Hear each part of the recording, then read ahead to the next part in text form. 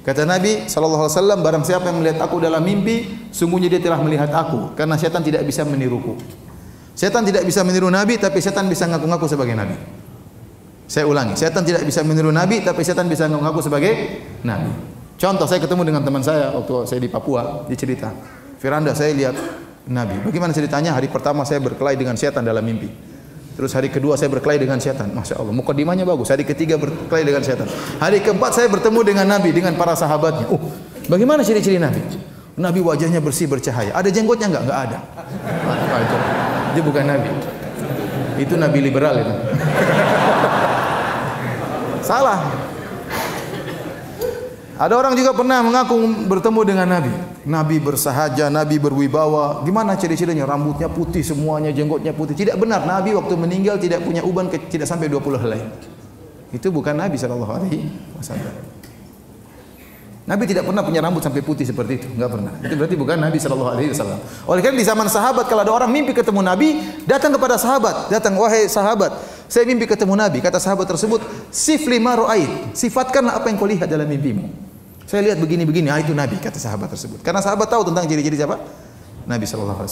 Dan ciri-ciri Nabi ada dalam kitab Syama'il Muhammadiyah. Ciri-ciri wajahnya bagaimana, pundaknya bagaimana, kepalanya bagaimana, sampai bulu dadanya bagaimana. Semuanya dalam Syama'il Muhammadiyah dijelaskan tentang sifat-sifat fisik Nabi SAW. Gaya cara jalannya bagaimana Rasulullah SAW. Ya. Di antara hal yang aneh yang saya pernah dengar, ada yang pernah cerita, Ustaz, saya pernah mimpi ketemu dengan Nabi, Ustaz. Sudah lama, tapi saya baru cerita sekarang, Ustaz. Kenapa? Karena saya aneh lihat Nabi SAW. Gimana? Jadi saya ketemu dengan Nabi SAW, ada beberapa orang, dan dia bilang saya Rasulullah SAW. Tapi waktu saya lihat Nabi pakai songkok nasional, kemudian pakai sarung. Ya mungkin Nabi lagi pakai baju lain kan bisa saja. Tapi yang anehnya Nabi pegang rokok gudang garam. Ini benar ini, wallahi dia cerita sama saya. Saya tidak main-main ya. Iya, makanya saya bilang subhanallah. Nabi sempat-sempatnya iklan rokok gudang garam. Saya bilang coba sarungnya merek apa itu, coba lihat. Masih ingat nggak? Sekarang baru saya yakin itu bukan Nabi. Jadi saya bilang memang setan tidak bisa niru Nabi, tapi setan bisa ngaku sebagai Nabi. Akhirnya banyak akidah rusak gara-gara ini. Contoh, akidah yang tersebar di tanah air kita. Beberapa tahun yang silam, pada zaman dahulu kala, tersebar sebagian orang menyebar fotokopi tentang penjaga kuburan Nabi bertemu dengan Nabi. Dan Nabi mengatakan telah murtad dari umatku setiap tahun sekian, sekian, sekian. Barang siapa yang memfotokopi, membagi berita ini sekian-sekian dapat kemaslahatan sekian-sekian. Barang siapa yang tidak mengkopinya dapat celaka kualat sekian-sekian. Itu tidak? Orang-orang ketakutan dapat itu. Ini gara-gara mimpi. Sampai saya ketemu orang di pom bensin, sudah azan maghrib. Dia bagi-bagi, ketakutan dia. Kita sholat, dia tidak sholat. Dia tidak sholat, dia tidak takut. Tapi kalau tidak bagi kertas itu, dia ketakutan. Ini gara-gara apa? Mimpi ketemu Nabi. Gara-gara mimpi ketemu Nabi. Contoh lagi, ada orang mimpi ketemu Nabi. Dan ini yang dialami oleh Ibnu Arabi. Ibnu Arabi orang sesat. Ya.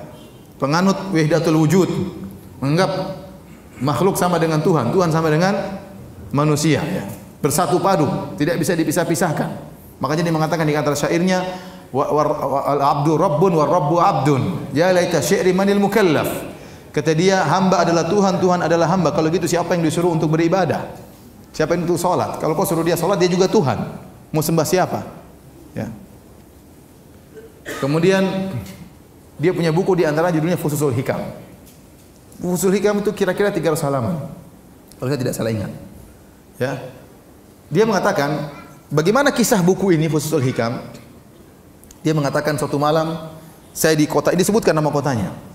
Di malam sekian tanggal sekian saya bermimpi ketemu dengan Nabi SAW. Lantas Rasulullah SAW memberikan kepada saya buku ini. Wahai Ibnu Arabi, riwayatkanlah buku ini, sebarkan kepada manusia.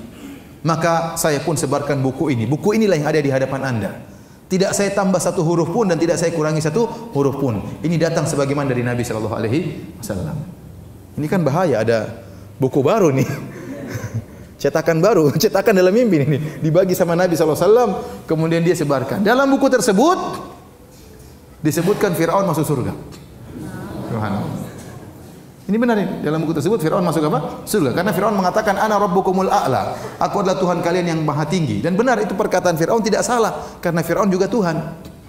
Kan keyakinan dia wahidatul apa? Wujud. Kata dia wahidatul wujud itu seperti ombak di lautan. Ombak ini adalah mungkin kita lihat ada ombak yang tinggi, ombak yang rendah, ada buih-buih semuanya dalam satu lautan. Sama kita melihat alam semesta ini. Ada si fulan laki-laki, perempuan, ada gunung, semuanya satu kesatuan. Dan di situ juga ada Tuhan, tidak bisa dipisah-pisahkan. Makanya waktu Firaun mengatakan saya Tuhan kalian yang maha tinggi, maka Firaun benar dan dia masuk apa? Surga. Ini ngawur seperti ini. Dari mana? Dari mimpi dia ambil. Ini buku diagung-agungkan oleh orang sufi. Buku ini. Karena berbicara tentang ini, tentang hakikat, tentang macam-macamnya, ya. Antum bayangkan masuk akal atau tidak? Dia bangun tidur, Nabi kasih buku berapa? 300 halaman. Apa dia langsung pegang buku? Kan enggak kan? Berarti dia bangun langsung dia catat. Iya tidak? Berarti mimpinya lama atau tidak? Mimpinya lama kan? Baca 300 halaman mimpinya lama itu.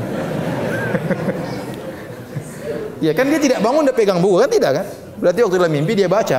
Satu hafalannya kuat, baca, begitu bangun dia catat. Luar biasa. Oleh karenanya tidak boleh menjadikan mimpi sebagai dalil. Karena kita jadikan mimpi sebagai sumber akidah, berarti agama ini belum sempurna. Berarti ada perkara yang Nabi tidak tahu dan para sahabat tidak tahu, baru kau diberitahu sekarang. Ya ini tentunya tidak benar. Ya. Yang lebih parah orang yang mengambil akidah dengan meyakini bahwasanya dia ketemu Nabi langsung, dan ini parah, bukan sekedar mimpi, bahkan Nabi keluar dari kuburan ketemu dengan dia. Ini lebih parah lagi. Ya. Seperti ada sebagian thariqat ya yang menyebutkan bahwasanya pemimpinnya pernah datang ke Masjid Nabawi. Kemudian rindu bertemu dengan kakeknya Rasulullah sallallahu alaihi wasallam. Maka dia pun menyampaikan nasyid-nasyid, syair-syair tentang kerinduannya bertemu dengan kakeknya. Dia ingin berjabat tangan dengan kakeknya. Tahu-tahu kuburan Nabi bergerak, tahu-tahu tangan Nabi keluar, siap untuk dia apa? Berjabat tangan. Ini benar, saya tidak ini disebutkan oleh mereka. Thariqat tertentu. Thariqat apa? Tertentu. Bahkan ada orang seperti itu di tanah air kita. Yang sekitar tahun 2000-an dia berkata saya pergi ke Madinah. Kemudian tiba-tiba kuburan Nabi bergoyang. Juk, cak, juk, cak. Kemudian tiba-tiba Nabi keluar, lantas Nabi pun datang kepada saya, Nabi pun mencium kedua lututku. Subhanallah. Ini ngawur. Sekarang orang ini luar biasa. Acara kematiannya sampai macet di mana-mana. Orang ini, videonya masih ada di YouTube. Orang begitu bodohnya meyakini hal seperti ini. Kasihan. Siapa yang peringatkan kaum muslimin yang ribuan, ratusan ribu seperti itu? Saya bicara juga saya ini siapa? Harusnya orang-orang besar. Ya, kita hidup untuk mengingatkan umat dari kesyirikan, dari pengkultusan yang tidak benar. Anda harus menyampaikan. Terus kalau tidak, siapa yang menyampaikan? Harus ada yang menyampaikan. Ya, menyedihkan. Ini orang Indonesia seperti ini. Antum bayangkan kalau Nabi keluar, apa penjaga kuburan? Nabi mau kemana Nabi? Kira-kira gimana? Sebentar, saya mau ke situ. Kan pasti heboh atau tidak? Heboh. Nabi keluar tiba-tiba. Ya. Apalagi dia bilang kuburan goyang, juk, cak, juk, goyang kan apa enggak heboh? Namun demikian, ya. Ibnu Taimiyah mengatakan segala kesesatan, sesat apapun, sebahlul apapun, seaneh apapun pasti ada pengikutnya. Benar. Pasti ada pengikutnya. Ente percaya sama siapa? Siapa namanya? Lia Aminuddin. Katanya malaikat Jibril mau turun di Monas. Ada yang percaya atau tidak? Ada yang percaya. Waktu malaikat Jibril tidak jadi turun, kenapa landasannya belum ada? Ya, ada yang pengikutnya, terkadang pengikutnya orang pintar, orang kaya, dokter dan macam-macamnya. Kesesatan apapun, seaneh apapun, pasti ada pengikutnya. Karena iblis menghias. Iblis menghiasi keanehan-keanehan. Tapi demikian juga sebagian orang mengambil akidah dari Nabi Khidir. Oh, Nabi Khidir masih hidup. Terus ketemu dengan guru saya. Terus Nabi Khidir ajarin macam-macam. Ya ini saya sekarang mengamalkan. Loh, benar yang ditemui gurumu Nabi Khidir? Ya benar. Dari mana kamu tahu Nabi Khidir? Dia ngaku sebagai Nabi Khidir. Dan yang benar Nabi Khidir sudah meninggal. Ini dijelaskan oleh para ulama seperti Ibnu Katsir, Ibnu Hajar Al-Asqalani rahimahullahu taala. Dan ingat, setan bisa ngaku sebagai Nabi Khadir. Kalau Nabi Muhammad SAW kita tahu ciri-cirinya, fisiknya seperti apa. Sehingga kalau ada orang ngaku sebagai Nabi Muhammad, kita tinggal cocokkan dengan ciri-ciri Nabi SAW. Nabi Khadir di mana ciri-cirinya? Enggak ada disebutkan. Nah, kalau ada setan ngaku sebagai Nabi Khadir, ente percaya ternyata gundurwo, gimana? Oleh karenanya para hadirin dan hadirat yang dirahmati Allah Subhanahu wa taala, tidak boleh menjadikan mimpi sebagai dalil, sumber akidah. Tapi di antara sumber akidah yang keliru yang juga berbahaya adalah menjadikan akal sebagai sumber akidah. Banyak orang tersesat dalam hal ini, menjadikan akal sebagai sumber akidah. Ya. Mereka tatkala melihat dalil, menurut mereka tidak masuk akal, maka mereka tolak, terutama berbicara tentang sifat-sifat Allah Subhanahu wa taala. Ya akhi, mungkin menurut Anda tidak masuk akal, masih banyak orang masuk akal. Masih banyak menurut akal yang lain masuk akal. Kenapa Anda menjadikan akal Anda sebagai patokan? Banyak perkara-perkara yang dahulu tidak masuk akal, sekarang masuk akal. Saya bilang sama antum, kalau antum kembali 1000 tahun yang lalu, terus antum bilang sama nenek moyang kita 1000 tahun yang lalu, ada alat bisa video call. Kira-kira nenek moyang kita bilang apa? Ente gila bin Majnun katanya. Bisa video call gimana caranya?